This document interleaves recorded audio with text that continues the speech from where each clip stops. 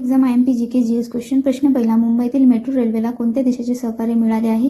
तर ब्रिटन या देशाचे मिळाले आहे. प्रश्न 2, कोणत्या शहराचा उल्लेख 0 मैल करतात? तर नागपूर या शहराचा उल्लेख 0 मैल असं करतात.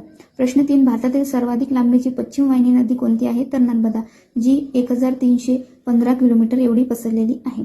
नंतर आहे प्रश्न 4, गिरसप्पा किंवा जोग हा धबधबा कोणत्या नदीवर आहे? तर तो शरावती म्हणजेच की जे कर्नाटकमध्ये आहे या नदीवर आहे.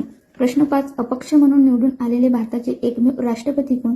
तर VV गिरी हे अपक्ष म्हणून निवडून आलेले भारतातील पहिले एकमेव राष्ट्रपती. प्रश्न 6, राज्य लोकसेवा आयोग व त्यांच्या सदस्याची नेमणूक कोण करतात? तर राज्यपाल करतात. प्रश्न 7, महापौर आपला राजीनामा कोणाकडे देतात? तर ते विभागीय आयुक्ताकडे देतात. प्रश्न क्रमांक 8, 1857च्या वेळेस भारताचा सम्राट कोण होता? तर 1857च्या वेळेस भारताचा सम्राट हा बहादूर शाह जफर नावाचा भारताचा सम्राट होता.